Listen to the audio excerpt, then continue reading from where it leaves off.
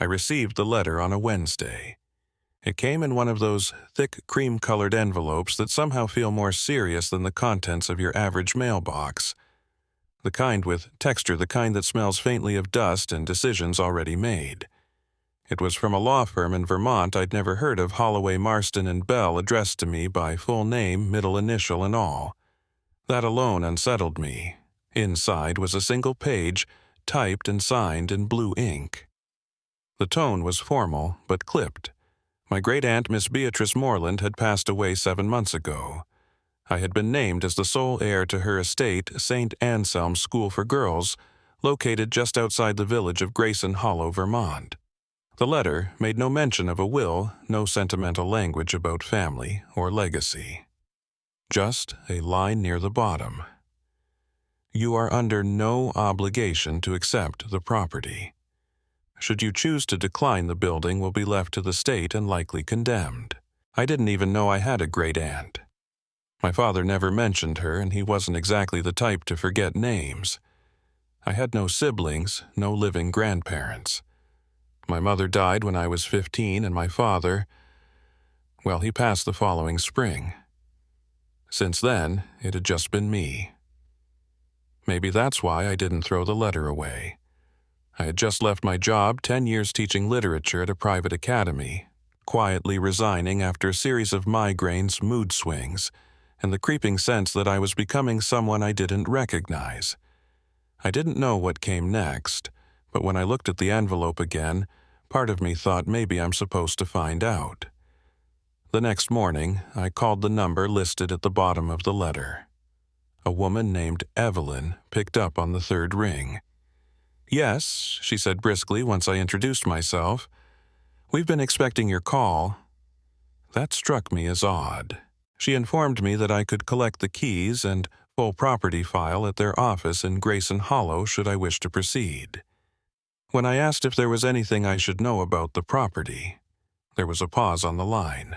Then she said, "Only this Miss Morland was very specific in her instructions that the school is not to be reopened under any circumstances."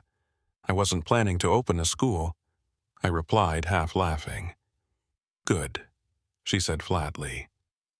"Then we'll see you Friday." I drove up from Connecticut that weekend, not really knowing why. Maybe I was curious. Maybe I was lonely. Maybe I just needed a change of scenery that didn't involve the burnt-out copy room, or the smell of coffee gone bitter in the teacher's lounge. Grayson Hollow was one of those New England towns that looked like it had been forgotten by time. A general store, a single diner with chipped Formica booths, and a brick courthouse with ivy crawling up its face like it was trying to escape. Everyone I passed on the street looked at me like they somehow knew I wasn't local. Maybe they did. The law office was tucked behind the library, a narrow red building with green shutters faded and clinging to dignity. Evelyn was wearing an a pressed gray skirt and buttoned cardigan as if she'd never left 1958. She handed me a manila folder, a set of keys on an iron ring, and a release form to sign. "You'll need these," she said, sliding across an envelope thick with papers. "What exactly am I inheriting?" I asked. She hesitated. "A building, technically, though I'd recommend thinking of it as a burden." That night I checked into the inn on the edge of town. A small room, floral wallpaper, a radiator that made clanking noises like it wanted out. I read through the folder. St. Anselm's School for Girls had operated from 1894 to 1932, closed abruptly for reasons unstated. Beatrice Morland had remained its custodian until her death, though records showed no staff or students registered since its closure. The property taxes had been paid in full every year by her personal account. One sheet in the file stood out a hand-scribbled note not on letterhead. "The school is not empty. It's simply full of memory. Be quiet when you walk the halls." I stared at that line for a long time. I don't know why, but it gave me chills. The next morning, I packed my things, checked out of the inn, and followed the directions to the edge of town. It was time to see what exactly I had inherited. If you're enjoying this story so far, consider subscribing and leaving a comment. I'd love to know what you think and whether you dare to keep walking the halls of St. Anselm's with me. There's much more to uncover. The road narrowed the farther I drove until the trees pressed in on both sides, and the light grew thin, filtered through the high canopy, like it had to ask permission to touch the ground. The GPS had long since given up, and I relied on the faded map Evelyn had tucked into the file. After a final bend, the trees parted like a curtain. There it was. St. Anselm's stood on a rise above the forest, a 3-story stone building with steep slate roofs, shuttered windows, and a front portico, supported by Corinthian columns blackened with time. Ivy crawled up the sides like veins. The iron gate at the edge of the drive hung open, or rather one side did. The other had rusted shut vines wrapping it like it had been held in place deliberately. I stopped the car at the base of the gravel path, cutting the engine. The silence was immediate heavy. No birdsong, no insects. Even the breeze that had followed me all morning seemed to halt at the property line. The school looked like it had exhaled one last breath sometime in the 1930s and had been holding it ever since. I got out and walked slowly up the drive. The gravel crunched beneath my boots, startlingly loud. Each step forward felt like I was trespassing not on private property, but on memory. The kind of memory that doesn't forget easily. The front door was massive oak, weathered and cracked, the black paint flaking like dried blood. As I reached into my coat pocket for the key, I realized the door was already ajar. Not wide open, just slightly enough to say welcome, but not warmly. I hesitated, then pushed. The hinges groaned long and low, the kind of sound that makes you brace for something behind the door. But there was nothing. Just dust motes dancing in a shaft of gray light, and the smell of old wood mildew, and something faintly floral, like a perfume that lingered decades after its wearer had gone. The main hall stretched out before me, lined with locked glass display cases and portraits of grim-faced women in high collars. A staircase loomed straight ahead, splitting into 2 directions on the landing. A massive grandfather clock stood against the wall, its hands frozen at 8:17. I stepped inside and the floorboards gave beneath my weight, not collapsing, just shifting like the building was adjusting to acknowledge me. Despite the dust, the place wasn't trashed. There was no graffiti, no broken glass. It didn't feel abandoned so much as paused. On the left, a hallway stretched toward what looked like classrooms. To the right, I saw the entrance to a chapel, its heavy wooden doors sealed shut with a faded red ribbon knotted around the handles. In the stillness, I noticed something. A single swing creaked outside. I walked to the window and looked down into the overgrown courtyard. There, it was an old metal swing set half swallowed by weeds. One swing moved slowly back and forth. The others were still. There was no wind. I stepped away from the window and tried to shake the feeling building in my chest. Maybe I was just spooking myself. Old buildings do that. They lean and shift and breathe in ways modern places don't. I told myself that as I found a side room, a small office with a fireplace and a cot, and began setting up camp for the night. I hadn't planned to stay more than a few hours, but the sun was already dipping behind the trees, and the thought of driving that long, winding road in the dark didn't appeal. I unrolled my sleeping bag, lit a candle from the emergency kit I kept in the car, and settled in to read more of the documents. But the silence pressed in too hard. At some point I realized I could hear something, faint, like small feet running down a hallway above me. I held my breath, the sound stopped, then 3 soft knocks from upstairs. No one had lived here in decades. No one was supposed to be here. I didn't sleep. Not after the knocks. Not after the silence that followed, deeper, more deliberate, as if the school itself was listening. I stayed curled on the cot in the corner office until dawn painted the windows a weak yellow. And even then, I waited another 10 minutes before standing. I told myself I was being ridiculous, that old buildings creak and shift, that maybe some rodent had found its way in, that I hadn't actually heard footsteps or knocks or that low, rhythmic hum echoing briefly through the vents sometime after midnight. But when I finally stepped out into the hallway, something felt changed. The air smelled different, colder, tinged with something metallic.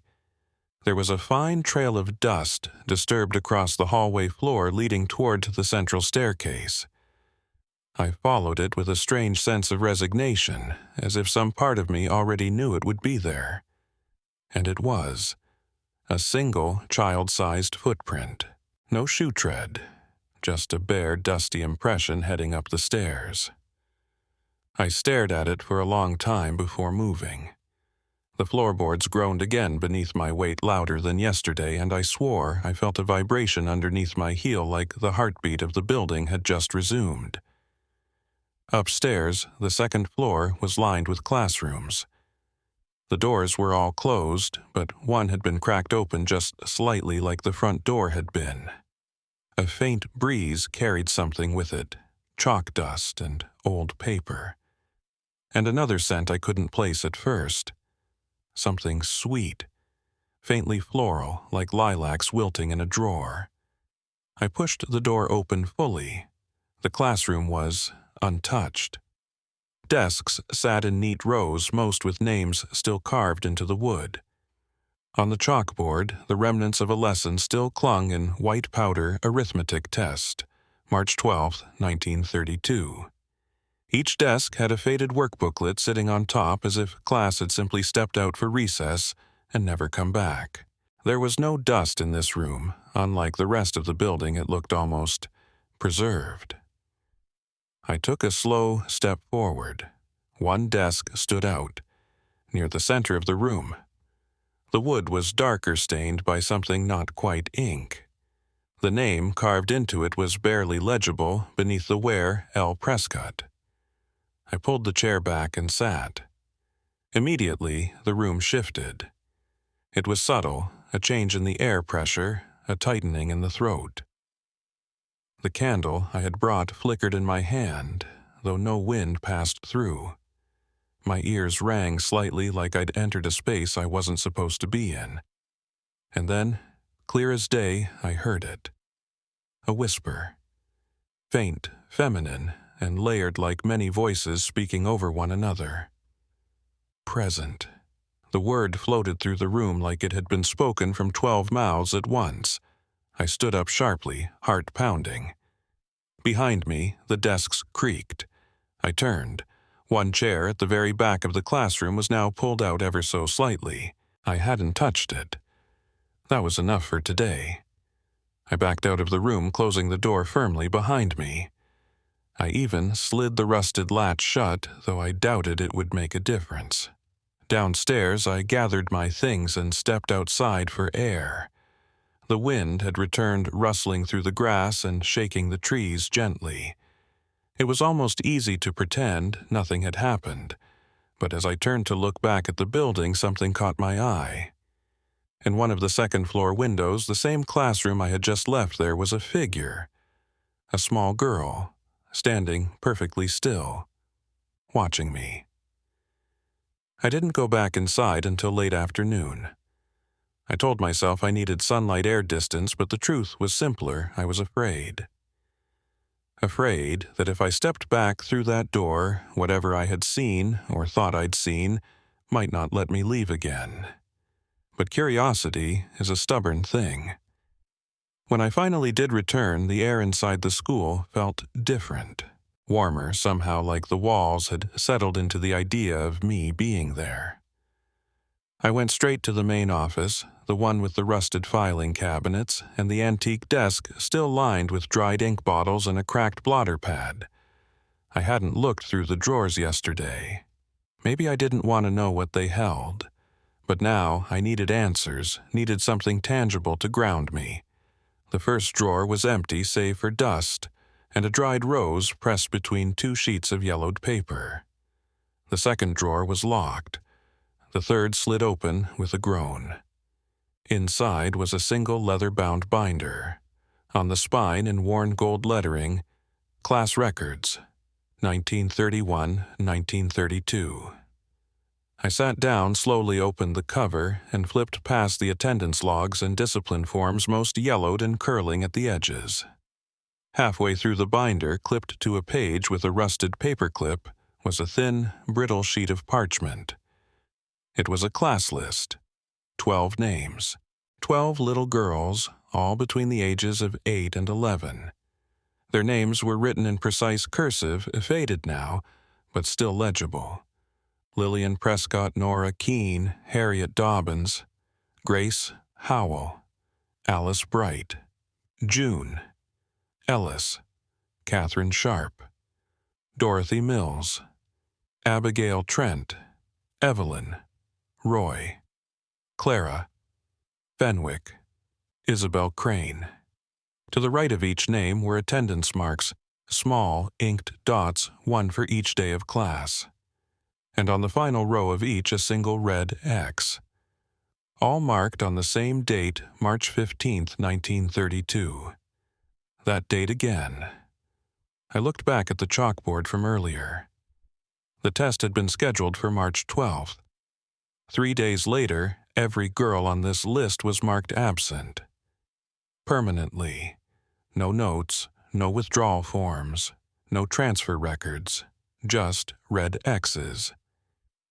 As I turned the page, something slipped out from between the sheets and fluttered to the floor. I picked it up carefully, a folded piece of paper, almost tissue thin. On one side was a sketch hand-drawn in charcoal, 12 small desks, arranged in a circle with strange symbols drawn between each. At the center, a circle with an open eye. Below it, in ink, none of them ever left. The handwriting was not the same as the class records. This was slanted, frantic, almost carved into the paper. I placed it carefully back inside the binder. Then I noticed something else. On the desk blotter, faint, only visible in a certain light, was a set of indentations as if someone had written forcefully on a previous page. I ran a pencil lightly over it, revealing the ghost of a sentence. It's not a school. It never was. That night, the school felt alive. Not in the warm, comforting way a home feels lived in, but in the way a forest feels when you realize something is watching you. I had retreated to the office again, locking the door behind me, as if a key in a 100-year-old lock would mean anything against what I'd begun to suspect was inside this building.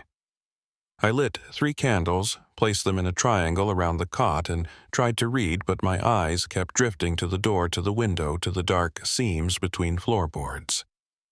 At some point, I must have dozed off. I woke to the sound of a bell. Not my phone. Not an alarm. A school bell.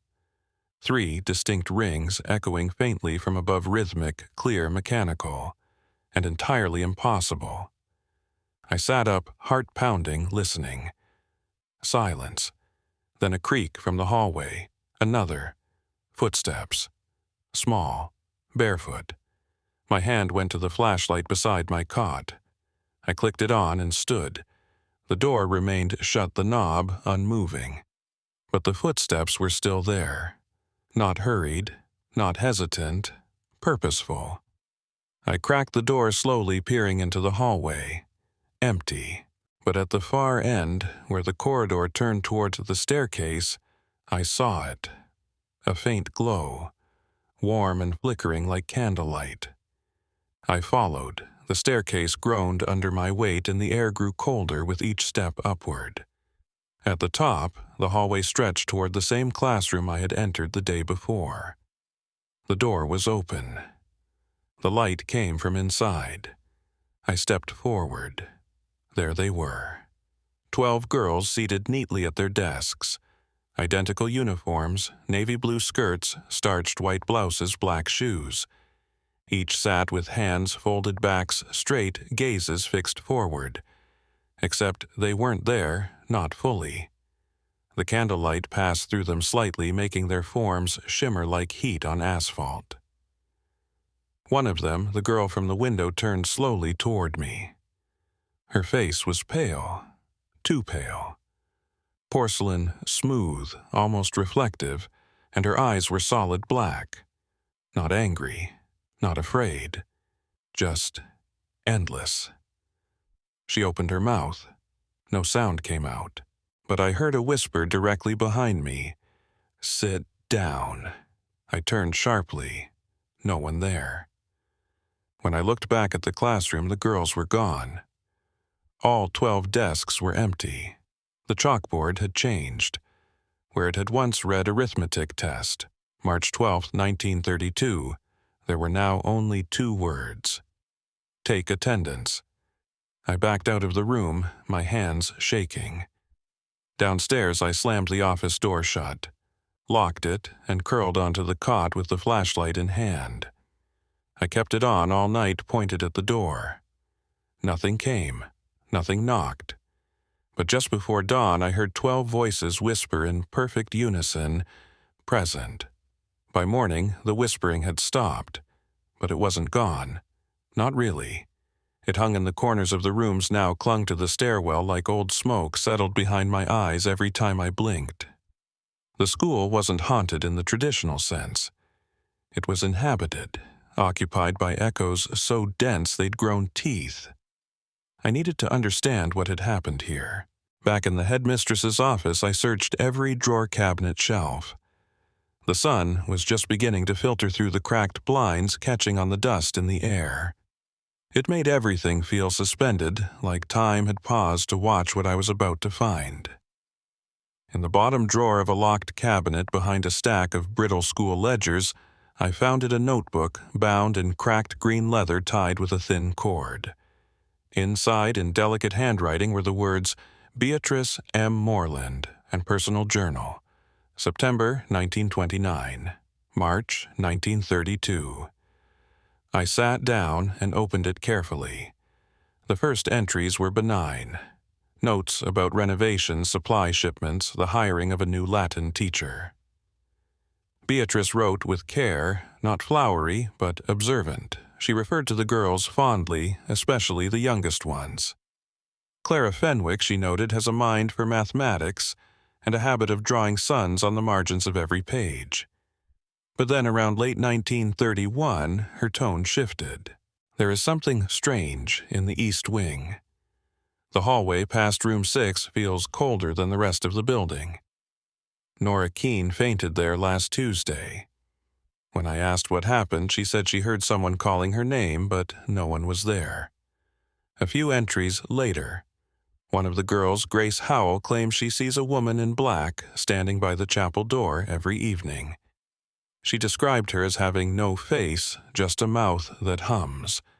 I dismissed it at first, but I've heard it too. Late at night, when the building should be still, a humming lullaby I don't recognize, but that makes my skin crawl. I turned the page, hands trembling. They say children are sensitive to what we refuse to see. I'm starting to believe them. Several girls now refuse to go to the third-floor classroom after dark. One of them, June Ellis, began sleepwalking. I found her last night standing in the courtyard at midnight, barefoot in the snow, repeating a single word over and over, "Return, return, return." Beatrice had begun keeping records. She drew symbols she found scratched under desks behind portraits, even on the underside of the chapel pews. Strange concentric circles intersected with X's and unfamiliar lettering. The last few entries were frantic. I confronted Headmaster Layton about the girl's behavior. He was cold. Said it was simply a phase. But I saw something in his eyes. Fear. Guilt. Or maybe both. They're preparing something. I've seen them sneaking into the forest past curfew. 12 girls. Always 12. Always to the east. The woods are wrong. The trees bend toward something I can't see. And the wind carries voices now. And then the final entry, March 15, 1932. the day they vanished. I begged them not to go. I told Leighton to stop, but he said the ritual had already begun, that the children had already agreed. But children don't consent to things they don't understand. The school is quiet now, too quiet. Their desks are still warm, their shoes still lined by the door. There was a long line of ink trailing after the last sentence, as if she had paused their pen pressed to the paper, unsure of how to end. I closed the journal, hands cold, despite the sunlight spilling in around me. The girls hadn't run away. They hadn't been transferred. They had been taken. And whatever bargain was made, whatever ritual was performed, it wasn't over. It was waiting. The East Wing had always felt wrong. Even before I read Beatrice's journal, I had noticed the shift in temperature when walking past the corridor by room 6, the way my flashlight dimmed slightly every time I pointed it in that direction, like the darkness there had its own rules. I hadn't gone past the main staircase before. Most doors in the building were unlocked or rusted open. But at the very end of that eastern corridor, there was one door that didn't fit reinforced wood, thick black hinges, a rusted latch across it like something meant to keep in, not keep out. A tarnished brass plate hung on the front, staff access only. I hesitated, then went to the shed beside the main building. It was half collapsed, filled with mildewed books, broken desk legs, and a scattering of old tools. I found a crowbar buried beneath a tarp and carried it back inside. The latch was stiff, but it gave after a few tries. The door opened with a long sigh of hinges, not a creak, not a groan. A sigh. Beyond it was another hallway, narrower, windowless. The air was still and heavy, thick with something like old wax and dried flowers. 3 doors lined the right wall, and at the very end, a set of wide double doors, the kind you'd expect to find in a church or a hospital wing.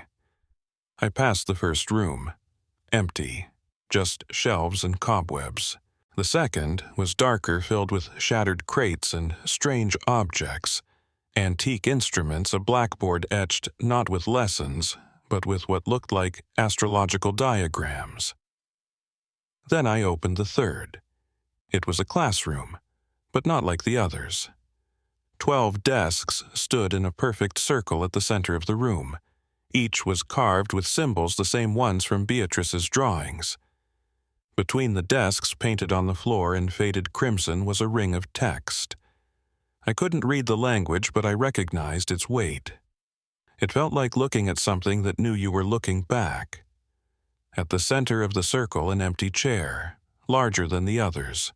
Wooden, high-backed, almost ceremonial. The chalkboard bore no subject, no lesson. Just 2 words, "Obedience is safety." I stepped closer. The air grew colder, dense. Then a sound behind me, a whisper, the brush of fabric. I spun around, nothing. But when I turned back, one of the desks, the one opposite the empty chair, now had a book on it. A small, leather-bound volume. Old, damp at the edges. I picked it up carefully. The front was blank. But inside, in precise, cursive, Nora Keene. March 13th, 1932. Each page was filled with writing. Observations, fears, dreams. She wrote about the dark room where the singing starts and how Miss Crane said the forest opens when you close your eyes. She wrote, "We were chosen because we remember the words, even if we never spoke them." I stood in that strange circle of desks for a long time, unsure whether to keep reading or run. And then I heard it again, a voice, soft, from the hallway I'd just come down. Not threatening, not angry, just a little girl's voice. "You're not supposed to be here yet." I didn't turn around right away.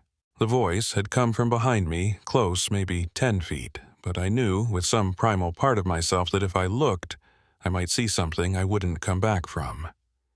Something wearing a child's shape, but not shaped like any child. So instead I whispered, "I'm leaving now," and backed out of the circle. The air inside that room was thick, almost liquid, and stepping into the hallway felt like breaching the surface of water. I didn't hear footsteps behind me. No breath, no voice, but I knew I was not alone as I made my way back through the east wing and shut the heavy door behind me. I wedged a chair beneath the handle. Not that it would stop anything. Back in the office, the silence was worse than ever. No birds outside, no wind, not even the hum of the old wires. It was as if the building was listening to me breathe. I sat at the desk, fingers trembling, and opened the property folder again. I had flipped through most of it already, but one document tucked into the back caught my attention, now a brittle trifold marked State Inspection, April 1932. I unfolded it gently. Typed neatly across the first page was an official letterhead Office of Educational Standards, Vermont Division. The report was written by E.C. Holloway, State Inspector. Following an unannounced visit to St. Anselm's School for Girls.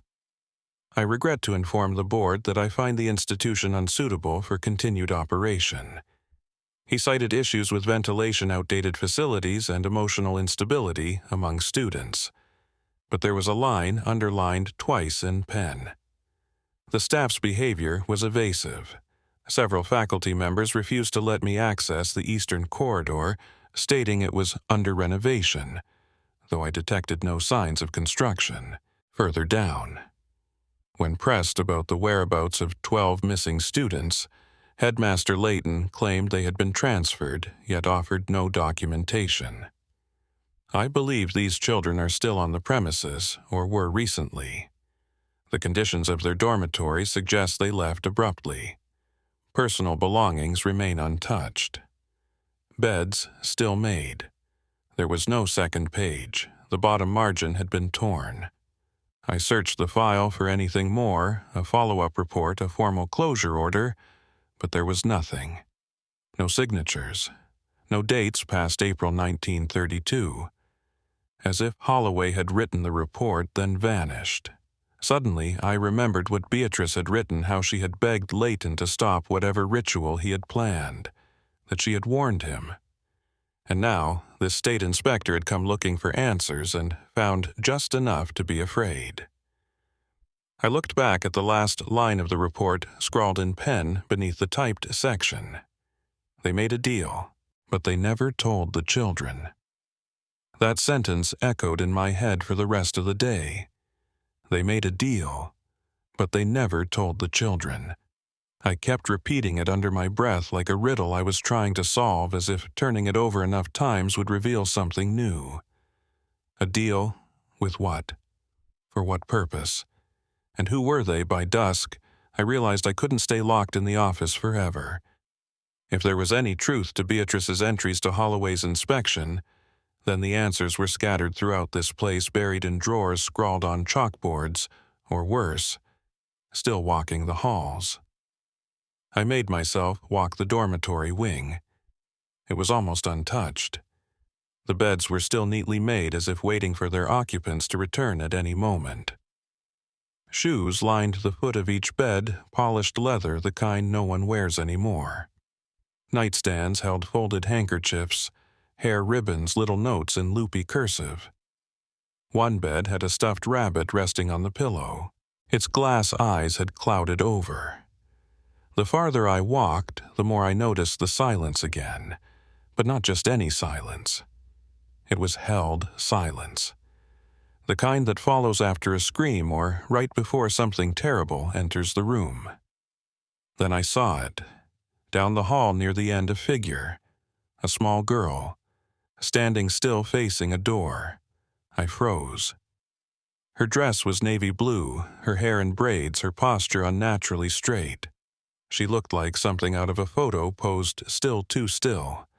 I raised my flashlight and stepped forward. "Hello," I called, my voice shaking. She didn't move.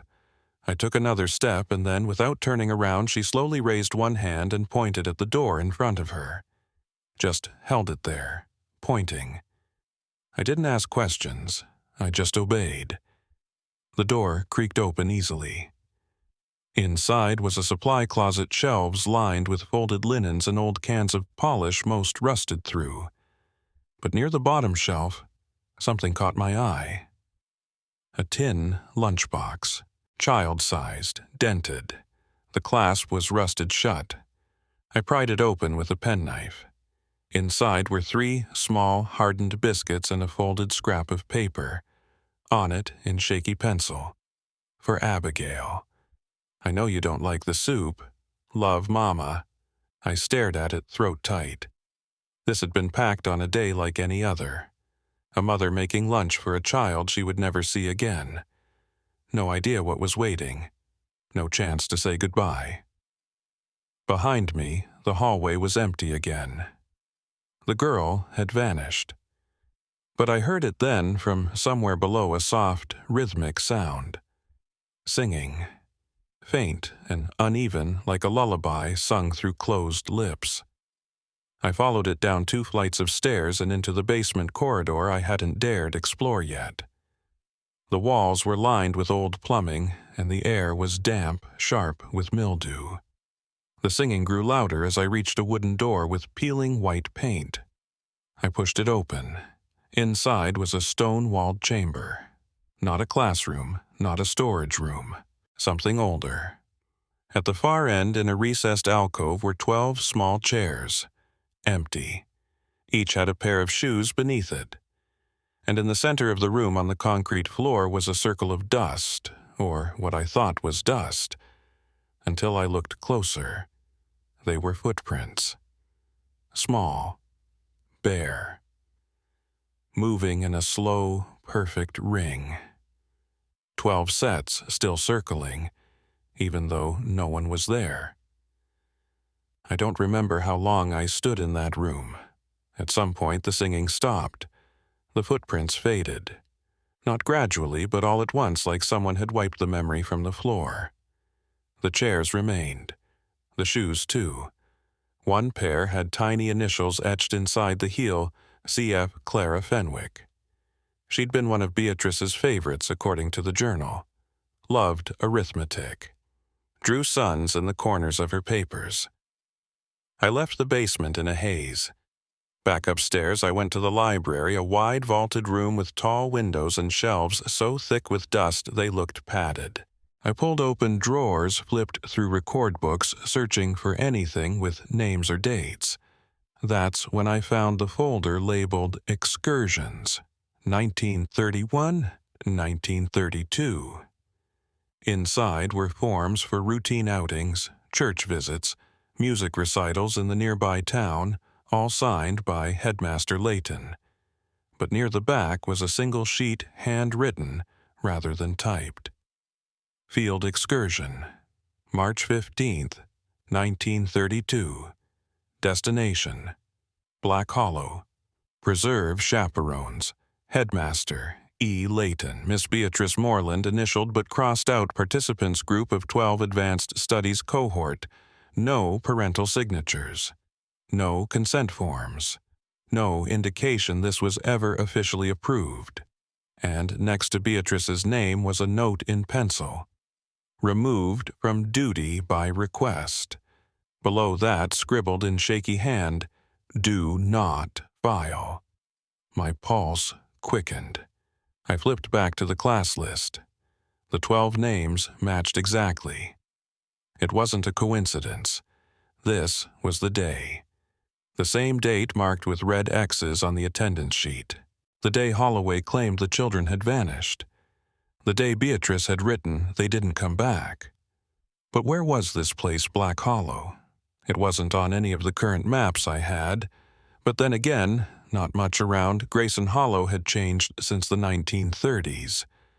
I found an old wall map tucked behind a bookcase, brittle torn at the edges but mostly legible, and there it was.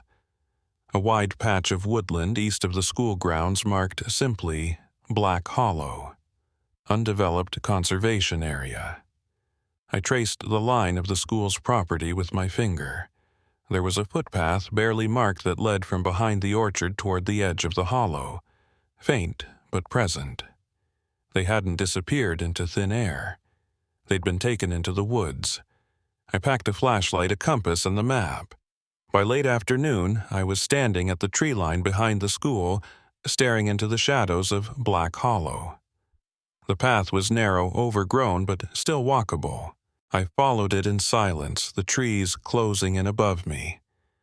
The temperature dropped. Birdsong vanished. Even the wind stopped moving. It was like stepping into a sealed memory. After 10 minutes, I reached a clearing, roughly circular. The trees formed a near-perfect ring around it, as if they'd been planted that way, or grown that way, pulled by something unseen. In the center stood a stone pedestal, cracked and moss-covered. On it, a circle carved into the surface lined with small runes. At the center of the circle, a faint handprint, child-sized, pressed into the stone. Near the base of the pedestal was a marker rusted and half buried in earth. I brushed away the dirt and read the inscription, "A gift returned is a debt renewed." I stood in that clearing longer than I probably should have. There was no sound, not even the distant hum of insects or wind threading through the trees. Just stillness, thick, deliberate watching. The pedestal at the center was carved from a stone darker than anything I'd seen around the region, not local granite. It felt older. The runes weren't just decorative, they seemed worn down from use, as if something had been invoked here again and again. I stepped closer. The child-sized handprint was precise, not decorative but sunken, as though someone had pressed into the stone while it was molten and left behind a permanent mark. I hesitated, then placed my hand above it, hovering. It was cold, not like stone should be in autumn shade, but unnaturally cold, like touching the absence of heat itself. I pulled back. That's when I saw it just beyond the pedestal, half buried beneath the leaves. A ring of ash, subtle, barely visible unless you were standing directly above it. It formed a perfect circle about 10 feet wide, surrounding the pedestal. As I stepped across the boundary, my ears popped. Not painfully, just enough to notice. The pressure changed. The air was denser, humming faintly at the edges of perception, like the frequency of something not meant to be heard by human ears. I dropped to my knees and brushed away more leaves, exposing bits of charred wax-melted candle stubs and bones. Small ones. Not human, I didn't think. They were too delicate, but arranged purposefully woven into strange shapes. Offerings, maybe, or components. Whatever this was, it hadn't been a field trip. It was a ritual site. And the girls, they had been participants, willing or not. I circled the clearing slowly, flashlight in hand. On the northern edge, carved into one of the trees, was a name, Lillian. Then, on another June, and another Isabel. All 12 names were there, circling the hollow like sentinels, scratched deep into bark that had grown around the letters. A memorial or a prison. My breath clouded in front of me, though the afternoon sun still filtered through the canopy. I turned to leave. That's when I saw something move at the edge of the clearing. A flicker just behind the trees, then another. 12 figures, small, uniformed, standing just beyond the ash circle. They didn't speak, didn't advance, just waited. I backed away, slowly, heart pounding until the pedestal was between us again. Then I heard the voice, faint girlish, and impossibly close. "You came back too early." I spun around, no one there. When I turned back toward the tree line, the girls were gone. Not vanished, hidden. I ran. Not out of terror exactly, but out of some instinct I didn't question that if I stayed one moment longer, I'd never find the path out again. Back at the school, the building looked different. Darker, like the windows had deepened, like the stone had absorbed something during my absence. I stepped inside and saw them immediately. 12 pairs of shoes, lined up neatly by the chapel door, still wet from the forest floor. I didn't sleep that night. I sat in the headmistress's office with Beatrice's journal open beside me, the folder of field trip records spread across the desk, and the 12 damp pairs of shoes lined silently in the hallway, a quiet, chilling reminder that I was no longer the only presence in the building. I couldn't ignore it anymore. Not the voices, not the rituals, not the forest or the hollow. Whatever had happened in 1932, it wasn't finished, and neither was I. I needed context, history, something deeper than whispers and drawings. I remembered the name from the inspection report, E.C. Holloway, the state official who'd tried to shut the school down and had apparently disappeared shortly after. Maybe he'd left more behind than just a single torn document. At first light, I drove into the village, parked near the post office, and made my way to the Grayson Hollow Public Library. It was barely a building, just 2 rooms stacked with old volumes and a card catalog that hadn't been updated since the 80s. The librarian, a woman who looked older than the furniture, perked up when I asked about school records from the early 1930s. "You're looking into St. Anselm's?" she asked, her tone cautious. I nodded. Her mouth pressed into a thin line. "There's not much left. People stopped asking questions after a while, but if anyone left anything behind, it would have been Holloway." She pointed me toward a dusty archive box marked 1932, Grayson Hollow. Ed. Oversight. Inside were a few yellowed memos letters between the town board and the Department of Education, and at the very bottom a bundle of typed pages paper-clipped together labeled Personal Correspondence. E.C. Holloway unsent. I sat down at the nearest table and read. The first page was dated April 7, 1932, 2 weeks after the alleged excursion. "To whom it may concern. This letter will likely never be sent, but I must record what I've seen. My visit to St. Anselm's revealed conditions beyond neglect. The staff were evasive, the children absent. But it was the chapel that haunts me. They had sealed it, ribboned shut. But I cut the ties and entered. It was not a place of worship. Not anymore. Candles ringed the altar. Symbols covered every surface, drawn, carved, burnt in. And on the floor, a circle of desks. I counted 12, each with a nameplate. Each name matched the list I had been given by the department, the missing students. Something happened there, something old, something binding. I believed these children were not merely lost. They were used. The headmaster spoke of obligation, of sacrifice, of a pact stretching back generations. I left that place sick to my soul.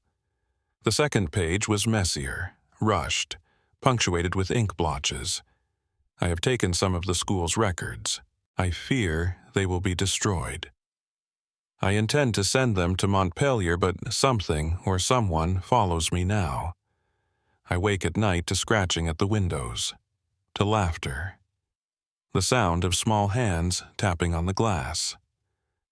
Last night I dreamed I was sitting at one of the desks. I couldn't move. Around me, the other chairs were full. The girls stared straight ahead. Then they all turned, not toward the front, but toward me. One by one they whispered, "You were supposed to stop it." The final page had only a few lines. "If you find this, and you've gone back to that place, leave. Now. There is no redemption there, only repetition. They return because they were never given a way to rest. The debt is still open, and it's collecting interest." I copied every page, returned the originals, and left the library in silence. When I pulled up to the school that evening, I noticed something that hadn't been there before: 12 handprints, pressed against the inside of the front windows. Not smudged. Perfectly formed, waiting. I didn't go inside right away. The handprints on the windows weren't dirty or dusty, they were fresh. Perfect outlines of small palms and fingers spaced evenly across the glass, like a message written in silence. But I had come too far to turn away. Inside, the air was different again. Not colder, heavier. It felt like I was moving through water, or memory. I went straight to Beatrice's room, I hadn't explored it before. Her nameplate was still on the door, painted in flaking gold, Miss B. M. Moreland, Deputy Headmistress. The key from the office worked easily. The door creaked open into a small spare space, a neatly made bed, a writing desk beneath the window, a wardrobe, a faded shawl still hanging on the back of the chair. There were no photos, no decorations, nothing personal except for a locked drawer in the desk. It took me a few minutes to find the key tucked behind a loose floorboard wrapped in linen. Inside the drawer was a single object, a second journal, smaller than the first, bound in red cloth corners worn to the threads. I opened it carefully. The first page was dated March 16, 1932, the day after the girls vanished. They're gone. The children, all 12. I've searched the grounds. I've walked into the woods, the chapel, even the East Wing. But I know they're not anywhere that's part of the world we recognize. Not anymore. Leighton won't speak to me. He's locked himself in his study, whispering strange things into the fireplace. I think he knew this would happen. I think he wanted it to. I turned the page. The entries became more erratic, shorter, more frantic. Their desks are still warm, their blankets folded, their shoes lined up at the door like they'll return any moment. I heard footsteps last night, 12 of them, moving down the hall, but when I opened my door, nothing was there. Just laughter. Soft, right behind me. Then I found Leighton's ledger. It goes back decades. Names, dates, symbols. The same ritual repeated every 25 years. But the girls, this time, they weren't chosen. They were taken. And finally, the last entry. I tried to stop it. God help me, I did. I cut the candles. I tore the symbols from the floor. But they still came. They gathered in the clearing like sleepwalkers. I called out to them, screamed their names. But they only turned to look at me. Their eyes weren't theirs anymore. If anyone finds this, know that they are still here, not as ghosts, not as memories, but as echoes wearing skin, bound to this place. They want someone to finish what was started, or undo it. I no longer know the difference. Below the entry was something that made my breath catch, a 13th name, written, shakily, separate from the others, Beatrice Moreland. Had she been meant to be the 13th? Had she taken someone's place? Or had she simply stayed too long? I sat with the journal in my lap for a long time, the school creaking softly around me. Then I heard it. 12 voices from the hallway outside whispering my name. Not yelling, not threatening, just calling. And beneath it, faint but rising, came a 13th voice. Mine. I didn't remember standing up, but somehow I was already walking the red journal clutched to my chest, my footsteps slow and measured as though following a rhythm I hadn't consciously chosen. The voices had stopped. Not faded stopped, as if they'd seen me stand and knew I was coming. Knew I'd heard enough. The air in the hallway pressed against me like a tide, but I kept moving. Past the chapel, past the headmistress's office, past the windows still fogged with child-sized handprints. Toward the East Wing. The door was still barricaded chair wedged beneath the knob, but when I touched it, it opened easily, silently, like it had been waiting. The hallway was exactly as I left it. Still windowless. Still humming with something I couldn't name. And at the end, the room. The classroom with 12 desks. Except now, the door was wide open. Inside, the desks were no longer arranged in a circle. They were in rows, perfect, symmetrical rows. Clean, ordered, prepared. A chalkboard stood at the front of the room with no writing, but with 12 names scratched into the wood beside it. The same 12 names, still etched with care, and one more desk, at the very front, larger than the rest, facing the others. A 13th. My flashlight dimmed as I stepped into the room. The temperature dropped. breath fogged in the air. The red journal slipped from my hand and landed on the front desk. Open not to the last page I'd read, but to a blank one, and even in the low light I saw what had been scratched into the paper with the softest pressure. We're still waiting. Behind me, I heard the sound of chairs creaking, one by one. 12. I turned slowly. They were seated. Each desk now held a girl, uniformed, pale, watching me with dark, expectant eyes, not smiling, not frowning.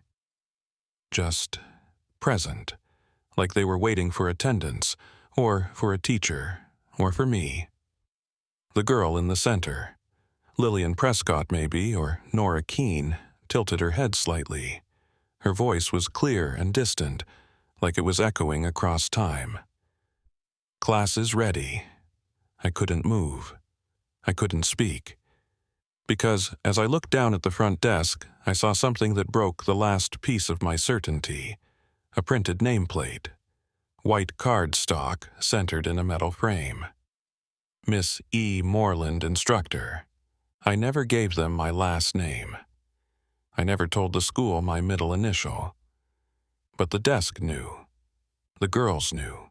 And as the door behind me creaked slowly shut, I realized what Beatrice had meant, why she never left, why she tried to stop it but failed. Because it was never about escape. It was about completion. The door closed with the soft finality of something decided. Not slammed, not forced, just sealed. The 12 girls stared ahead in silence. Their faces were pale and perfect, but their eyes, those weren't children's eyes. They shimmered with something older, colder, something that had waited far too long. I stood behind the 13th desk, unable to move, every instinct in my body screaming to run. But where would I go? The path back had already closed. And somehow, part of me understood it wasn't just about them. It was about me, about the role left vacant, the 13th name unspoken, the final piece that would make the circle whole again. Beatrice had resisted. She had refused the desk, the ritual, the binding. And for that, they had waited. They had circled for 90 years, always 12, never 13, incomplete, until I came. Until someone with her blood walked through those doors again. I looked at the desk. A book lay open on its surface, not mine, not the journal. Something older, a register. On the first page, 12 names faded and weathered, and then a blank line beneath them. The pen was already waiting, laid neatly across the center. I picked it up with a hand I didn't recognize as mine. The nib scratched softly as I wrote 13. Eleanor Moreland. The moment the ink dried, the temperature shifted. The air warmed. The girls exhaled all at once, a sound like wind escaping a cavern. And then as one, they stood. They didn't speak. They didn't vanish. They simply turned, opened the classroom door, and walked out in a silent line, one by one, past the east wing, past the chapel, toward the front entrance, and out into the forest.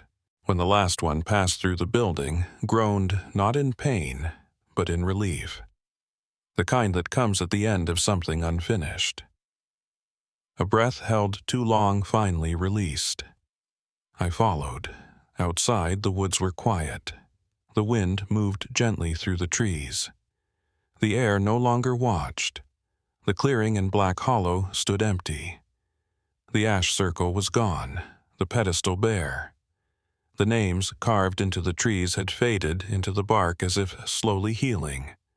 I never saw the girls again, but I knew what I had become. The school didn't need to hold them anymore, but it still needed someone to stay, to keep the record, to carry the memory. I returned to the office, filed the papers, shelved the journals, cleaned the desks. Each winter solstice I light 12 candles and one more for me. Sometimes I hear them not in the halls but in dreams, still circling, still watching, still grateful, but waiting, always waiting, for the day the circle is broken again. Because the truth is this, they never left. They never do, and now neither do I.